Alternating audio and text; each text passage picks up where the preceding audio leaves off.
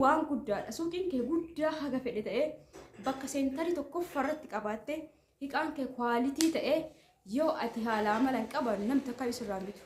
Achi maal deebiin jaan akkasuma yoo ati haala nama qabdee haala amala qabaatte naamusa qabaatte akkasumas bakka gara jechuun akkam nama gaarii tokko yoo taate namni kuwwanu achi dhaqi siin jedha. Hidhaana kana hedduu takka jaaladha. Saamunaa erdi fuula keessanii kunoo inni orjinaala isa kana jechuudha uummata kashtii ilaala. Inni orjinaalli isa kana lakkoofsa 90 ofirraa qaba. Gizee kamuu malkata buladha. Kan lakkoofsa hin qabnee fi 90 achi lakkoofsa biraa kan ofirraa qabu feekii isaati jechuudha. Kun immoo karaa isiiti yookaan karuuzaati. Baay'een jaaladha. Uffata keessan irratti biifuu dandeessanii uffata keessan hojjetanii jiddachaastanii uffata irratti jechuudha. Kiyyaa wanta namni isinitti agarsiisu hundi tokkoffaa lammaffaa qaba ni beektanii mitire. Amallee gaaffii ijoolleen baay'een na gaafatan obboleeyyan kiyyaa tatanaan dura isinitti dhibbadhe haga tokko waan irraa beekurraa isinii qoodillee jira. Kana amma mootu as dheena kana gara hojii kana eegalee gaaffii ijoolleen baay'een ijoollee shamarranii na gaafatan isiniin deebisne. Amma wanti an deebiseef namni tokko gizee lama sadii caala na gaafatee viidiyoo irratti hojjetan jettee turte. Diqqoo naa hin mijoofne wal hubachuun bareedaadha jedheeti yaada. Ani dhiibbii keessaniin qabu wanna beekurraa wanni isin dhoosutu akka hin jiru isinitti hima jechuudha. Assalaamu alaikum warahmatullahi wabarakaatu. Akkam jirtan fayyaa keessanii hordoftoota kiyya jaalatamuuf kabajamoo akkam jirtan fayyaa keessanii alaamanni isaa namni keessan dalagaa fi ammaal fakkaatu isin jaana bira wallahi bareeda alhamdulillah. Isin biras bareeda akka ta'e abdiin qaba. Inni biraa mootu wanni ani dhufe maaliin dhufte jechaa jirtanii isinuma yaada dhufe uummata qashtii. Hundumaafuu wanti an qabadee dhufe hordoftoonni kiyya keessa shamarran baay'ee meesiin boo hadaraa kan rabbiin si qabi nama naan jedhee na gaafate jira. Ani gizee baay'ee namni yoo gaafii takka keessaan bilbilee na gaafate nama saniif agas maran deebisu haguma takka jedheeni bal'inaan immoo YouTube irratti hin gadhiisa jedha duraanumarraayyuu jechuudha. Maaliif akkas jedha namni biraa gaafii akkasii na gaafatuuf keessa isaatitti yaada kan jiraatu ta'e akka waliigalaatti viidiyoo irratti dhaggeeffata jechuudha nama tokkoof qofa ibsurraa. Annaa maal na gaafattee isinitti fakkaata simboo kunoo ati diqqoo illee ta'uu shii ta'u maama daldaluu eegaltee jirta. Ani biyya namaa waggaa baay'ee taa'e kanaafuu yoo galee harka namaa eeggachuu hin barbaadu. Xiqqaatullee waan daldalaa wayiitii irratti bobba'uu yookaan jalqabuu barbaada. Kanaaf daldaluma diqqoo wayimee maaltu nama barbaachisa daldaluuf yommuu waan akkamii yoo daldalan bareedaadha jedhanii warri na gaafatan lakkoofsa hin qabani jechuudha. Eshi kanaan eegalee anamma akkuma waliigalaatti kana daldalaa isin jedhu hin danda'u. Maaliif seetan isin naannoon isin jiraatan murteessaadha uummata qashtii. Jalqaba irratti waan tokko haguma beeku takka isin irraa akka waliigalaatti jedhee kana jedhee lafa kaawwatu osoo hin taane akka yaada simbootitti yeroo baay'ee waan tokko yaada irratti isin kennu akka yaada kiyyaatitti. Kanaafuu gaafiin keessan waan xiqqoo irraa eegallee wanta dalagamuu danda'u biyya keessatti innaa waan xiqqoo san maallaqa ni qabnaa maan nu barbaachisa hojii jettan jalqaba irratti nama ofii keerraa ka'ee isiniif himu. Waan tokko gizee hojjetta waan xiqqoo irraa eegala. Yommuu kamuu jechuudha namarallee fudhadhaa maatirallee fudhaa keessanumallee haa ta'u wanni tokko yoo waan xiqqoo irraa eegalte waan guddaa san bira ga'uuf waan tattaafattuu fi bakka wanni xiqqoon suni tokko farratti waan san daftee bu'aa fi wanni isa bu'aaf kasaaraa isaa addaan baafatta jechuudha. Waan guddaa yoo ta'e garuu wal keessa isa jalaa ta'a as deebi'ee mootu onni isallee hin qabdu. Maal siniinaa jedhamu fakkeenyaaf namni tokko suuqii xiqqoo isii hubane suuqii yookaan immootu maal jedhamu naarkaa bade waan xiqqoo isii hubante waan guddaa hawwitu sanitti dhaquuf guddoo xiqqoo san daftee hojjeta karaalee garaagaraatiin tooftaa garaagaraatiin jechuudha. Kanaafuu guddallee yoo qabaattan ka'umsi keessan waan xiqqoo haa taatu tokko farratti kan isin himaa. Kana dura garuu jalqaba mataa keessan of amansiisa. Jalqaba dubbii jechuudha. Jalqaba dubbii osoo birillee qabaatu waattee keessa fedhii yoo jiraate waan kamuu hojjattee bira ni geetta wallahi laazim. Dura keessa fedhiin jiraatu qaba. Fedhii hojii jechuudha. Jalqaba fedhii bakka konfideensii mataa keetii waan tokko yoo galtu mootu ofii keetirratti hundaa'ee eegale. Jechuun wanti sun ni ta'a yoo ta'e illee ni fudhadha. Hin ta'u yoo hin ta'in illee dirqama kiyyanii ba'a jedhii eegale. Kana jechuun namni si dhidhiibee yoo seente wanti sun yoo si mirkaa'uu baate eeccala dura eegalu takka hin godha jetta nama san yeroo kamuu namuma san afaaniin buufatu jechuudha. Waan ofii jaalattee itti seeni tokko immoo waan san gootee argamuuf xaarta malee gadi buutee argamuuf hin xaartu jechuudha. Kanaaf tokko farratti mataa keessantu murteessaadha. Konfidensii keessantu murteessaadha. Jajjabinni keessantu murteessaa. Obsi keessan murteessaa. bakka konfidensii mataa keessanii ufitti amanamummaan keessan jajjabinni keessan obsi keessan murteessaadha hojii kamirrattu jechuudha. Maaliif hojiin kamuu as teettee borukaaf birrii as argattu miti. Hadha hojjettee boruka argattu miti. Hojii keessa waa hedduu jira. Kufuu jira, ka'uu jira, kasaaruu jira, argachuu jira. Yeroo waa hundi bakka gabaan dhabamuu jira. Kana hundi keessa jalqaba of amansiisuu qabdu. Wanni kun yookaan ta'a yookaan hin ta'u. Dirqama kiyya bahuu qaba, tattaafachuu qaba, hojjechuu qaba.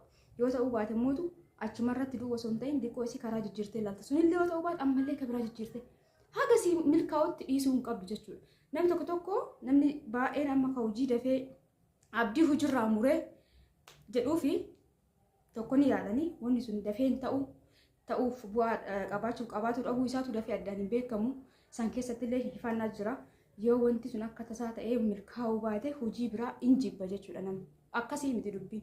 Wanti tokko yoo sidee waan tokko yaali tokko yoo sidee tokko illee yaali maaliif ati eega sammuu qabaatte eega harka qabaatte yaali hundumaa jechuudha.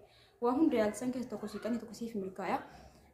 Haasawa dheeresse maal isin jechuu barbaade jalqaba irratti ofii keessan irratti hojjedhaa ofii keessan amansiisaa ofii keessa waan tokko sun jalqabin dura ani waan tokko hojjechuu qaba waan hojjedhe san bakkaan gahuu qaba hojii hojjechuu qaba ani hojii san keessatti waan dhufu mara dirqama bahuu qaba fudhachuu qaba danda'uu qaba jettanii of amansiisaa ofii keessan hojjaasaa yeroo takka ani nama immoo fakkeenya godhatan qabaachuu qabdan miidiyaa kanarra gisee fayyadamtan nama successful ta'an yookaan immoo nama hojjetanii bakka guddaa gahan fakkeenya godhadha isaan akkamitti akka dabalan laala antana dura illee isin jira waan san laala hojjetan aha wanni kun illee jira aha akkas kufuullee ni jira ka'ullee ni jira jettanii nama fakkeenya godhatan tokko yoo qabaattan ni hojjettanii milkooftanii jechuudha dura mataa keessanirra hojjedha eegas booda hojii kam hojjenna ka jettaniif nama baay'eetu gaafii baay'ee na gaafata shiitiin akkas irraa eegaluu barbaada uffatuma diriyaa minaan irraa eegaluu barbaada birrii meeqa aga meeqaan nagaha maal hojjedhe nagaa ta'a warri jettan san akkas osoo hin ta'in nama kun magaalatti wannaa gammaasaa jiru kana yoo dhageeffatan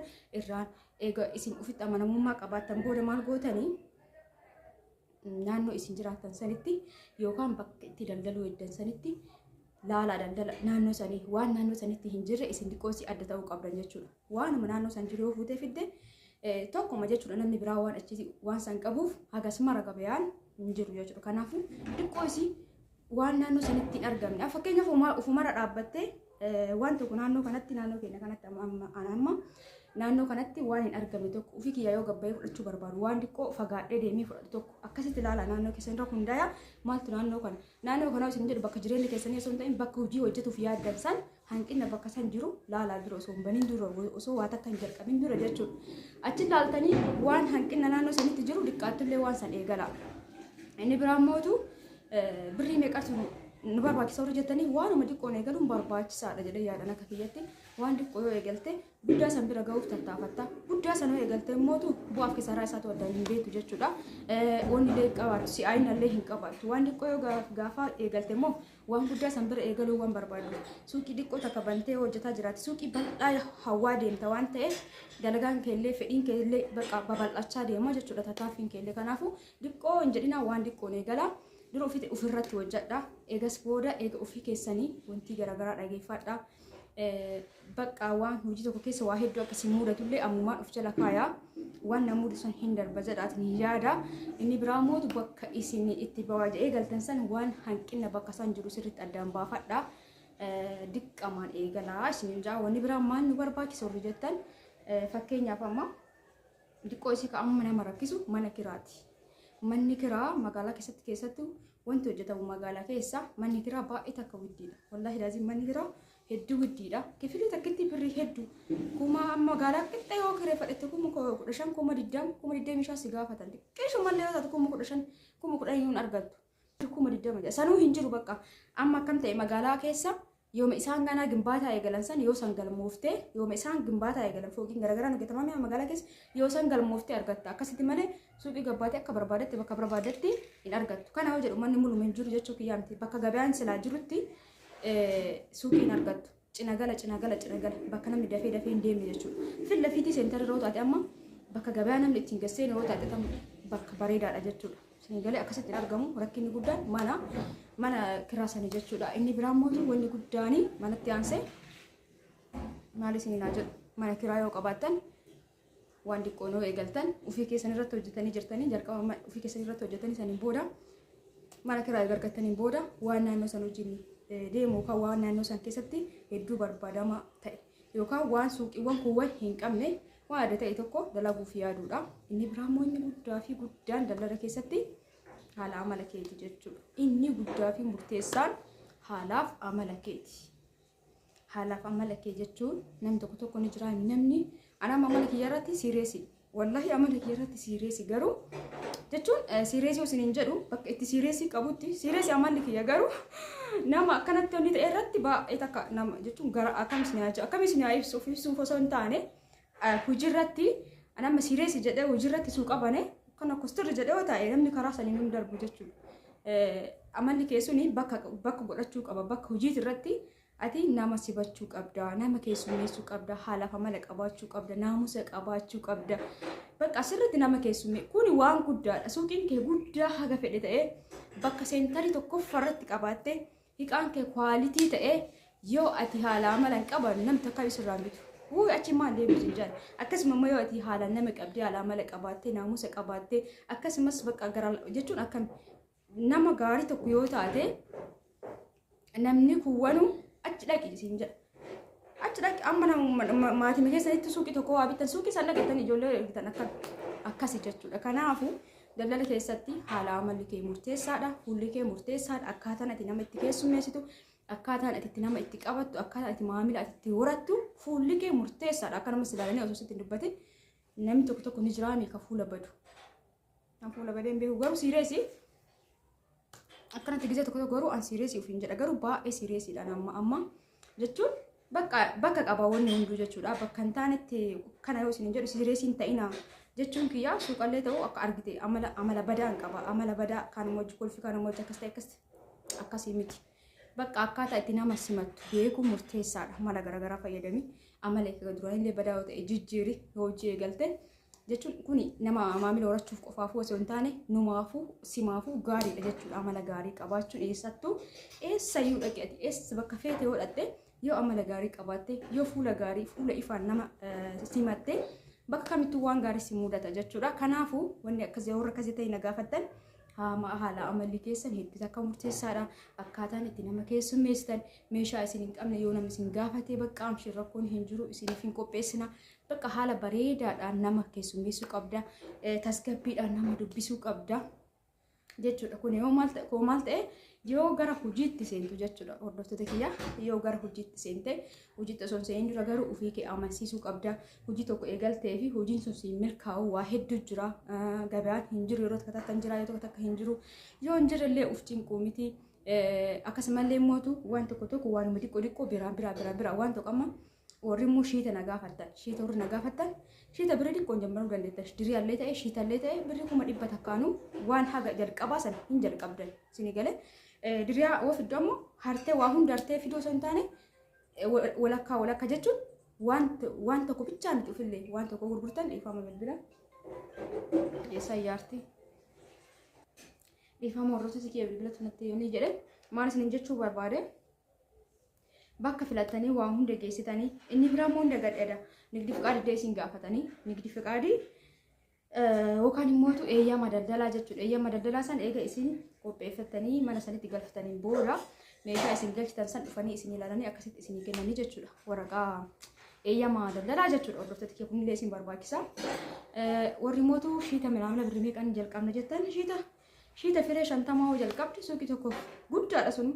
Diriyaa firee jalqaba firee 10 olirratti diriyaa yoo galchite shiitallee 30 akkas takka yoo galchite deebitee waan isa wajji hin deemu waan cinatti akkasumallee maamilootni kee waan barbaadan eega maamila horatteen booda yeroo wajjin deema bakka naannoo san wajjin deema waan ijoolleen namni akkanaa kun fayyadamu baay'inaan shamarran waan fayyadaman waan tokko cinatti fidda akkasitti barsiisteetu suutaan baratta eegas booda maamilli kee maal akka barbaadu ufumaan argaa deemta jechuudha. Saniin booda akkasitti kakaa itti dabalaa deemte yoo jalqabu garuu waan xiqqoon jalqabu ni danda'ama jechuudha. Uummata qashti kanaaf horii na gaafattan warra shiitallee bakkuma jirutti shiita jalqabu eegala hojiin shiitaa wanni hin qabu bu'aa hin qabu hojii shiitaa osoo hin taane shiitallee biratti daldaluu dandeettanii diriyaa garaagaraa wajji biratti fiddanii jechuun hojiin shiitaa sun amma mana kireeffattee shiita nagada yoo jette walitti hin dhufu jechuudha.